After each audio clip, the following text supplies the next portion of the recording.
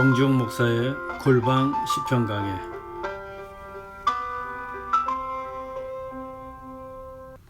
안녕하세요. 오늘은 시편 8편을 강해하겠습니다. 먼저 본문 말씀을 읽겠습니다. 시편 8편 1절에서 9절입니다. 여호와 우리 주여, 주의 이름이 온 땅에 어찌 그리 아름다운지요. 주의 영광이 하늘을 덮었나이다. 주의 대적으로 말미암아 어린아이들과 젖먹이들의 입으로 권능을 세우시며 이는 원수들과 보복자들을 잠잠하게 하려 하심이니이다. 주의 손가락으로 만드신 주의 하늘과 주께서 베풀어 두신 달과 별들을 내가 보오니 사람이 무엇이기에 주께서 그를 생각하시며 인자가 무엇이기에 주께서 그를 돌보시나이까. 그를 하나님보다 조금 못하게 하시고 영화와 존귀로 관을 씌우셨나이다. 주의 손으로 만드신 것을 다스리게 하시고 만물을 그의 발 아래에 두셨으니 곧 모든 소와 양과 들짐승이며 공중의 새와 바다의 물고기와 바닷길에 다니는 것이니이다. 여호와 우리 주여, 주의 이름이 온 땅에 어찌 그리 아름다운지요. 아멘. 오늘은 어찌 그리 아름다운지요, 이 제목으로 하나님 말씀 나누겠습니다. 시편 8편은 시편 23편만큼이나 유명하고 많은 사람들이 즐겨 읽는 애송시입니다. 특히 한국에서는 찬양사역자 박종호 씨가 부른 시편 8편 여호와 우리 주여 라는 찬양 때문에 더욱 친숙한 찬송시입니다. 저도 이번 강해를 시작하기 전에 이어폰을 끼고 눈을 감은 채 박종호 씨가 부른 시편 8편을 들었습니다. 묵상하는 마음으로 가사 하나하나에 집중해서 들었어요.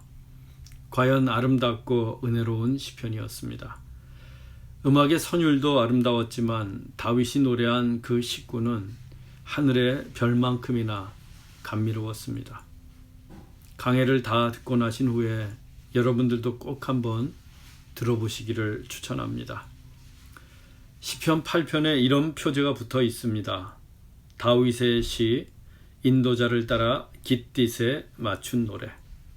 다윗의 시 인도자를 따라 깃딧에 맞춘 노래. 표제에 의하면 우리는 시편 8편의 저자가 다윗임을 알 수 있습니다. 인도자는 음악 지휘자, 성가대 지휘자, 찬양대 인도자를 뜻합니다. 그 인도자의 지휘를 따라 깃딧에 맞추어서 노래하라는 시편입니다. 이 깃딧이란 단어가 우리에게는 생소합니다. 시편 8편 외에도 81편 그리고 84편에도 등장하는 음악 용어인데요. 학자들에 따르면 대략 세 가지 정도로 구별할 수 있습니다. 첫째는 악조로 보는 것입니다. 악조. 두 번째는 축제 의식을 가리키는 경우입니다.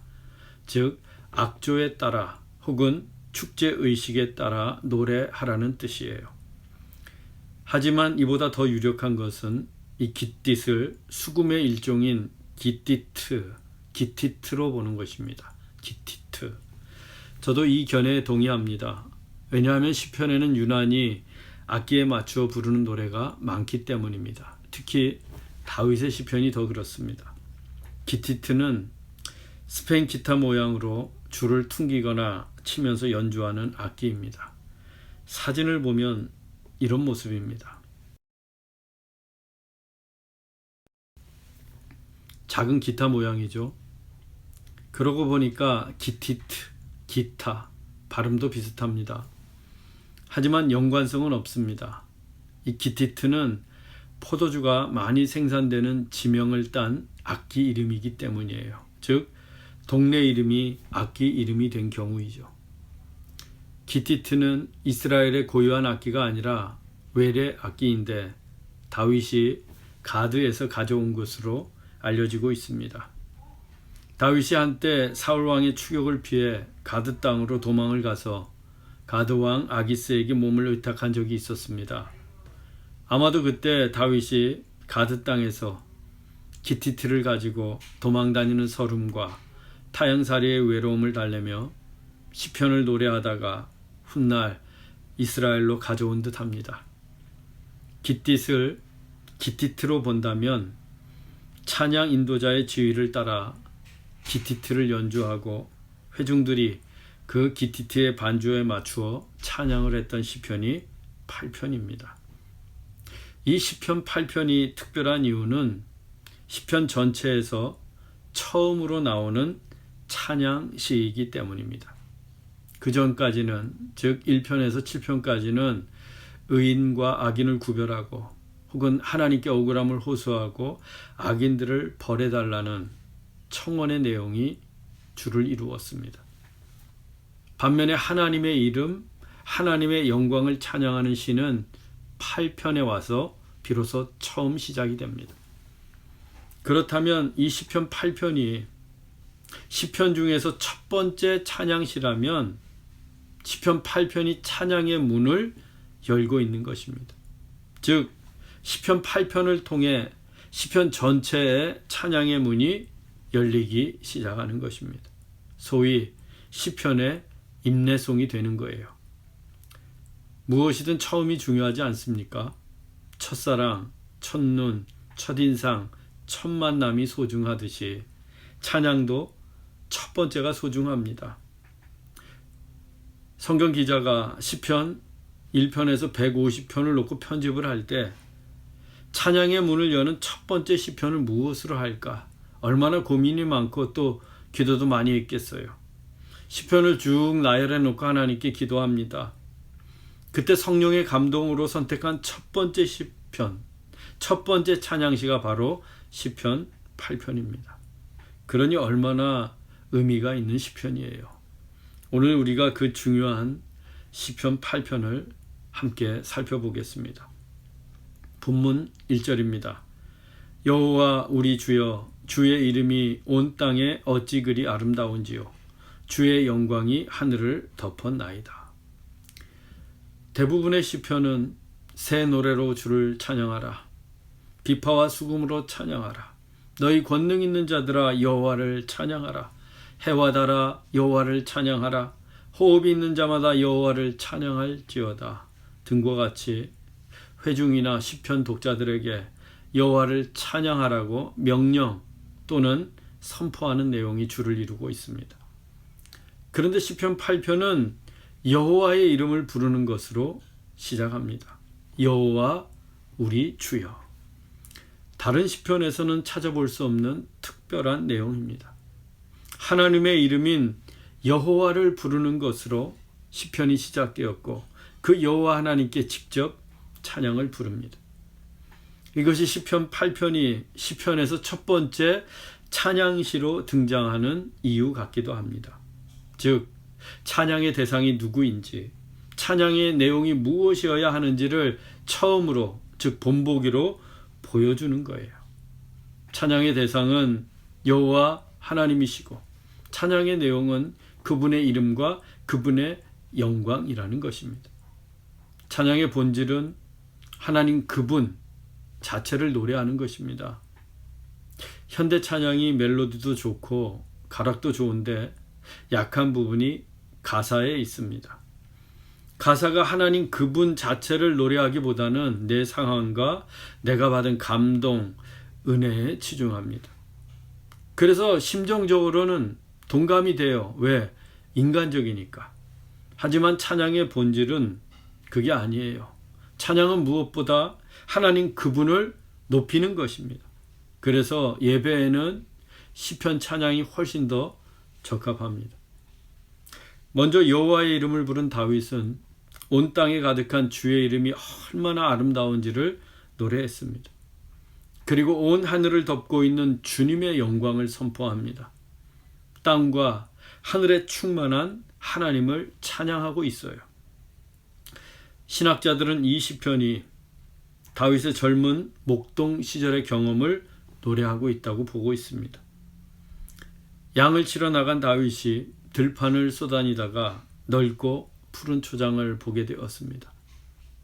그때 다윗은 풀잎 하나에, 꽃잎 하나에, 나뭇가지 하나에, 그리고 들판에서 불어오는 바람소리에 깃든 하나님을 경험했습니다. 하나님의 이름으로 가득한 세상을 보게 되었어요. 그리고 그 이름이 얼마나 아름다운지 깨닫게 되었습니다. 눈부시게 푸른 풀잎, 형형색색의 꽃, 시원하게 이마를 스치고 있는 바람. 하나님의 이름은 그렇게 다윗의 온몸을 감쌌고, 다윗은 그 아름다움을 말로는 표현할 수가 없어서 주의 이름이 온 땅에 어찌 그리 아름다운지요 라고 감탄할 수밖에 없었습니다. 여러분, 하나님의 이름보다 아름다운 것은 없습니다. 그 이름이 온 땅에 충만합니다. 우리가 보는 산, 바다, 들판, 그리고 우리의 살갗에 닿는 바람, 하늘에서 내리는 빗방울과 눈송이 등 만물은 그분의 존재를 나타내는 하나님의 이름입니다. 그래서 자연이 아름다운 거예요. 여러분, 오늘 꼭 집 밖으로 나가서 하나님이 만드신 세상을 보며 한번 고백해 보세요. 여호와 우리 주여, 주의 이름이 온 땅에 어찌 그리 아름다운지요. 우리도 다윗이 되어보는 겁니다. 한참 양을 치던 다윗이 잠시 쉬려고 풀밭에 누웠습니다. 누워서 눈을 여니 끝없이 펼쳐진 광활한 하늘이 보입니다. 구름이 천천히 흘러가는 것도 보이고 눈부신 햇살에 눈이 슬며시 감기기도 합니다. 구름이 태양을 가리자 다시 광대한 하늘이 펼쳐집니다. 그런데 그 하늘이 온통 주의 영광으로 가득합니다. 하나님의 영광이 온 하늘을 다 덮고 있습니다. 과연 여호와는 하늘의 하나님이셨고 크고 광대하신 하나님이셨고 하늘은 하나님의 영광을 드러내고 있었습니다. 참으로 아름다운 광경이었습니다. 그래서 다윗은 노래했던 거예요. 칼빈은 그의 기독교 강요에서 하나님이 창조하신 이 세상을 이렇게 표현했습니다. 하나님의 영광의 눈부신 극장. 하나님의 영광의 눈부신 극장. 이 세상의 모든 만물은 하나님의 눈부신 영광을 노래하는 극장이라는 것입니다. 참으로 절묘한 표현입니다. 이 세상은 하나의 극장입니다. 하나님께서 만드신 초대형 극장이에요. 그 극장 안에는 하늘과 땅을 비롯한 만물들이 하나님의 영광을 각자의 모양과 색깔과 소리로 노래하고 있습니다. 존재만으로, 즉 하늘의 존재가, 땅의 존재가, 피조물의 존재가 하나님의 이름과 하나님의 영광을 노래하고 있는 극장입니다. 그래서 만물은 하나님이 어떠한 분이신지를 마치 거울을 통해 보듯이 하나님을 비추고 있습니다. 다윗은 칼빈보다 3000년이나 일찍이 이 진리를 깨닫고 시편 8편을 노래했던 것입니다. 사랑하는 여러분, 들의 빈 꽃을 보십시오. 하늘을 나는 새를 보십시오. 그렇게 만물 속에 깃들어 있는 하나님의 이름과 만물을 덮고 있는 하나님의 영광을 보기 원합니다. 그래서 우리의 입술로도 주의 이름이 어찌 그리 아름다운지요 라고 찬양하기 원합니다.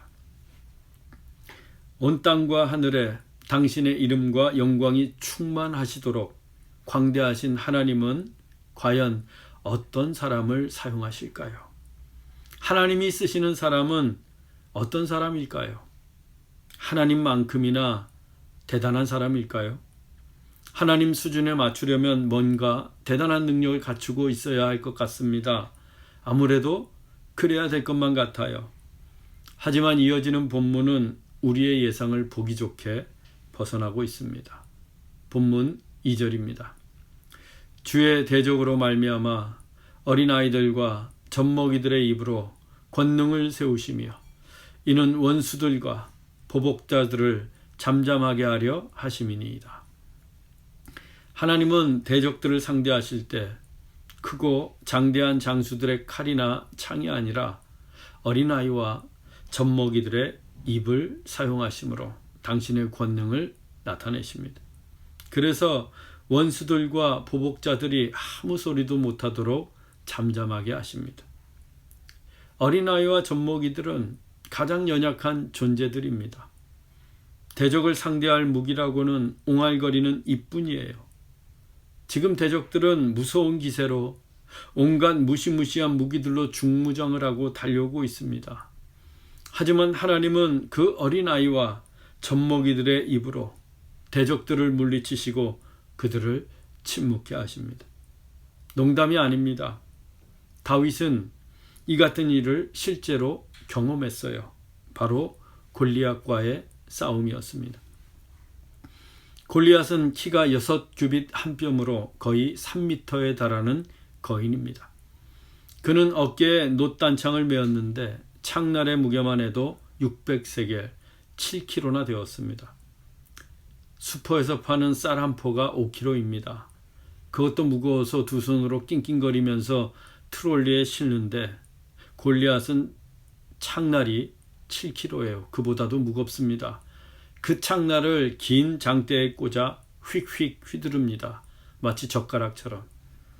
또 머리에는 당시 가장 강한 금속이었던 노스로 만든 투구를 썼습니다.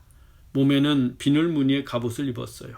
그 갑옷의 무게가 5,000세겔, 57kg입니다. 갑옷의 무게만 57kg였다면 골리앗이 얼마나 힘이 센지 가늠할 수 있습니다. 이처럼 골리앗은 키도 크고 힘도 세고 갑옷도 튼튼하고 무기도 강했습니다. 정말 위세가 어마무시합니다. 그 골리앗이 이스라엘에게 결투를 신청하며 나를 이기면 종이 되겠다고 합니다. 하지만 이스라엘에서는 아무도 나서지 못합니다. 다른 사람들보다 머리 하나가 더 컸던 사울왕조차도 싸울 생각을 하지 못합니다. 가공할 만한 골리앗의 위세에 눌려 겁이 났기 때문입니다. 그러자 골리앗은 이스라엘 군대를 모욕하고 하나님을 비웃으며 싸움을 부추깁니다. 장장 40일 동안이나. 하지만 누구도 나서지 못했고 이스라엘의 공포와 두려움은 더욱 커져만 갔습니다. 그때 마침 다윗이 형들에게 빵과 치즈를 전해주려고 전장터에 왔습니다. 그는 군인도 아니었고 심부름이나 하고 양이나 치는 어린 목동이었습니다. 하지만 골리앗이 하나님을 모욕하자 참을 수가 없습니다. 그때 다윗은 갑옷도 없었고 투구도 없는 맨몸이었습니다. 무기라고는 고작 작은 물맷돌이 전부였습니다. 그럼에도 불구하고 그는 골리앗을 상대하겠다고 나섭니다. 골리앗이 볼 때 그런 다윗이 어떻게 보였겠습니까? 어린아이 같았고 젖먹이 같았습니다. 그의 손에 들린 물맷돌은 젖먹이들의 입에서 옹알거리는 소리에 불과했어요. 누가 봐도 다윗과 골리앗의 싸움은 상대가 되지 않는 싸움이었습니다. 그런데 결과가 어떠했습니까? 다윗이 던진 작은 물맷돌이 하늘을 향해 휘리릭 하고 날아가더니 골리앗의 이마에 박힙니다. 하나님의 능력이 물맷돌에 실려서 골리앗의 강한 노투구를 깨뜨리고 그의 이마를 정통으로 강타한 것입니다. 그러자 거인 골리앗이 맥없이 쓰러졌고 다시는 일어나지 못했습니다. 하나님께서 그를 잠잠케 하신 것입니다. 어떻게 이런 일이 가능할 수 있었겠습니까? 무엇이 골리앗을 쓰러뜨릴 수 있었습니까? 믿음입니다. 다윗의 믿음 때문입니다. 다윗은 하나님께서 젖먹이의 입을 통해서도 대적 골리앗을 쓰러뜨리실 것을 굳게 믿었습니다. 그 믿음으로 물맷돌을 던졌던 것입니다. 여러분, 우리가 믿는 하나님도 다르지 않습니다. 우리가 믿는 하나님도 다윗이 믿었던 하나님, 바로 그 여호와 하나님이십니다. 그래서 우리도 다윗처럼 하나님을 믿는다면 비록 우리 손에 어린아이 같은 물맷돌뿐이라고 해도 골리앗과 같은 이 세상을 능히 이길 수 있습니다. 본문 3절로 4절입니다. 주의 손가락으로 만드신 주의 하늘과 주께서 베풀어 두신 달과 별들을 내가 보오니 사람이 무엇이기에 주께서 그를 생각하시며 인자가 무엇이기에 주께서 그를 돌보시나이까. 다윗은 다시 한번 하나님의 크고 위대하심을 노래합니다. 광활하게 펼쳐진 하늘도 주의 손가락이 한번 움직이면 금세 만들어지고 그 하늘에 밤길을 밝혀주는 달과 밤하늘을 수놓은 별들도 주님께서 베풀어 두셨다고 합니다. 우리는 지금도 하늘의 끝이 어디인지 알 수가 없습니다. 최첨단 천체 망원경을 가지고도 하늘의 별들을 다 볼 수 없습니다. 그런데 하나님께서 그 끝도 알 수 없는 하늘을 손가락으로 그리시고 다 볼 수도 셀 수도 없는 무수한 별들을 만들어 놓으셨습니다. 얼마나 위대하신 하나님이십니까? 얼마나 광대하신 하나님이십니까? 그런데 더 놀라운 것은 그 위대하고 강대하신 하나님께서 사람을 생각하시고 사람을 돌보신다는 것입니다. 그 광활한 하늘에 비하면 사람이 얼마나 작은 존재입니까? 사람이 아무리 빛이 나봐야 밤하늘의 별보다 빛나겠습니까? 그래서 다윗은 반문합니다. 사람이 무엇이기에 주께서 그를 생각하시며 인자가 무엇이기에 주께서 그를 돌보시나이까. 인자는 앞에 나온 사람의 반복을 피하기 위한 시적인 표현입니다. 생각하신다는 것은 사랑하신다는 것이고 돌보신다는 것은 보살피고 인도하신다는 뜻입니다. 하나님은 하늘에 비해 보잘것도 없고 별과 달에 비해 어둡기만 한 사람을 사랑하시고 보살피시고 인도해 가십니다. 대체 사람이 무엇이기에? 라며 다윗은 그 이유를 물었던 것입니다. 궁금하잖아요. 사람이 무엇이기에? 이어서 다윗은 하나님이 사람을 창조하신 데서 그 해답을 찾았습니다. 본문 5절입니다. 그를 하나님보다 조금 못하게 하시고 영화와 존귀로 관을 씌우셨나이다. 하나님은 사람을 존귀한 존재로 창조하셨습니다. 다윗의 표현대로 하나님보다 조금 못하게 창조하셨어요. 그리고 사람의 머리에 영화와 존귀로 관을 씌우셨습니다. 하나님은 어떤 피조물에게도 하늘도 하늘의 달과 별들에게도 영화와 존귀의 관을 씌우시지 않았습니다. 오직 사람에게만, 우리들에게만 영화와 존귀의 관을 씌우셨습니다.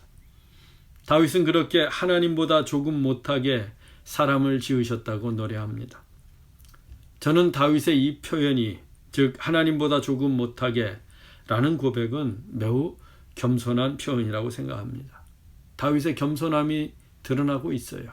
본래 하나님은 사람을 하나님보다 조금 못하게가 아니라 하나님처럼 만드셨기 때문입니다. 하나님의 모양과 하나님의 형상대로 사람을 지으셨습니다. 그래서 다른 피조물들에게는 없는 영화와 존귀의 관도 쓰게 된 것입니다. 영화와 존귀의 관은 본래 하나님의 소유입니다. 하나님에게만 속해 있는 것입니다. 그 영화와 존귀를 사람에게 씌워주셨습니다. 왜? 사람을 하나님처럼 하나님의 형상대로 지으셨기 때문입니다. 다윗도 그걸 알아요. 알고 있습니다. 사람이 하나님처럼 하나님의 형상대로 창조되었다는 것을 알고 있어요. 하지만 겸손히 낮춥니다. 하나님보다 조금 못하게. 우리도 다윗의 겸손을 배워야 합니다. 언제나 하나님보다 조금 못하게, 하나님보다 조금 느리게, 하나님보다 조금 조용히, 하나님보다 조금 낮추어야 합니다. 그게 하나님처럼 하나님의 형상대로 창조된 사람의 마땅한 도리입니다. 그 도리를 잊었기 때문에 에덴에서 인류가 신락원하게 되었던 것입니다. 여러분, 겸손하십시다. 하나님 앞에서 조금이라도 더 겸손해지길 원합니다. 저는 하나님보다 조금 못하게 라는 표현을 더 깊이 묵상해 보았습니다. 하나님보다 조금 못하게. 더 깊이 묵상했더니 하나님보다 조금 못하게가 아니라 하나님보다 더였습니다. 하나님보다 더. 하나님은 우리를 하나님보다 조금 못하게 사랑하신 게 아니라 하나님보다 더 사랑하셨습니다. 하나님은 우리를 하나님보다 조금 부족하게 돌보신 게 아니라 하나님보다 더 분에 넘치도록 돌봐주셨습니다. 우리가 죄를 지었을 때에도 하나님은 우리를 하나님보다 조금 못하게 안타까워하신 게 아니라 하나님보다 더 안타까워하셨습니다. 그리고 하나님은 우리의 생명을 하나님보다 조금 못하게 여기신 게 아니라 하나님보다 더 귀하게 여기셨습니다. 그 증거가 무엇입니까? 예수님의 십자가입니다. 하나님이 세상을, 하나님이 우리를 이처럼 사랑하사 독생자를 주셨으니 이는 저를 믿는 자마다 멸망하지 않고 영생을 얻게 하려 하심이라. 여러분, 하나님보다 죄인을 더, 하나님보다 우리를 더, 하나님보다 나를 더 사랑하시는 그분께 감사와 찬양과 영광을 올려드리십시다. 다윗은 계속해서 하나님 사람의 존귀함에 대해 노래합니다. 본문 6절로 8절입니다. 주의 손으로 만드신 것을 다스리게 하시고 만물을 그의 발 아래 두셨으니 곧 모든 소와 양과 들짐승이며 공중의 새와 바다의 물고기와 바닷길에 다니는 것이니이다. 하나님은 당신의 손으로 만드신 하늘의 달과 별은 물론이고 소와 양과 새와 물고기 등 하나님이 창조하신 만물을 사람의 발 아래에 두셨습니다. 그리고 그것을 사람이 다스리게 하셨습니다. 온 세상의 왕이신 하나님께서 우리에게도 하나님 나라의 왕족의 표시로 영화와 존귀의 관을 씌워 주셨습니다. 그리고 하나님을 대신해서 이 세상 만물을 다스리도록 하셨어요. 왕권을 위임하신 것입니다. 따라서 오늘날 자연을 보호하고 환경을 깨끗게 하는 것은 단지 사회적인 이슈가 아니라 창조의 문제입니다. 또 태초부터 하나님의 대리자로 위임받은 우리의 의무이며 영화와 존귀의 관을 쓴 왕족의 책임입니다. 이 왕족의 책임감, 위임받은 대리자로서의 의무를 잊지 않기 위해서 우리는 다윗이 부른 마지막 구절을 틈틈이 노래하고 또 경험할 수 있어야 합니다. 본문 9절입니다. 여호와 우리 주여, 주의 이름이 온 땅에 어찌 그리 아름다운지요. 사랑하는 여러분, 아름다운 대자연과 만물을 보며 하나님의 아름다우신 이름과 영광을 찬양하십시다. 그리고 이 세상을 다스리고 치유하는 우리의 소명을 확인하시길 주 예수 그리스도의 이름으로 축원합니다. 기도하겠습니다. 사랑의 하나님, 크고 위대하신 주의 이름을 찬양합니다. 광활한 하늘과 무수한 별들에 비하면 참으로 보잘것없는 우리를 하나님보다 조금 못하게, 아니 하나님보다 더 사랑하시고 영화와 존귀로 관을 씌우시니 참으로 감사합니다. 하나님보다 더 우리를 사랑하시고 돌보시는 하나님을 신뢰하고 의지합니다. 우리의 눈을 여시고 온 땅에 아름답게 임하신 주님의 이름과 영광을 보게 하옵소서. 또 다윗처럼 겸손히 하나님을 섬기게 하옵소서. 아름다우신 이름 예수 그리스도의 이름으로 기도하옵나이다. 아멘. 다음 주에 다시 만나겠습니다. 샬롬.